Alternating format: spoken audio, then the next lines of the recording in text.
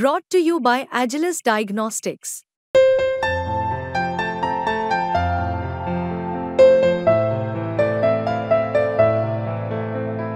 Agilus Diagnostics.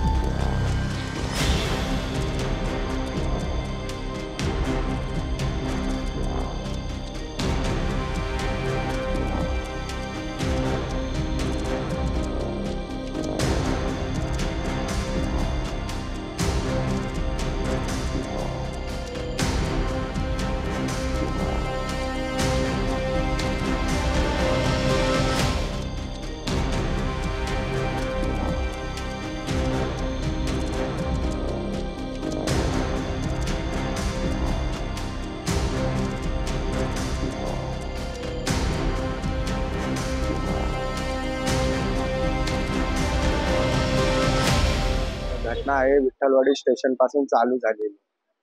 तर इकडनं मी जात होतो श्रीरामला पेट्रोल भरायला इंडियन पेट्रोल पंपवर। तर त्याच्यानंतर घटना अशी झाली की इकडनं तो आम्हाला कट मारून गेला।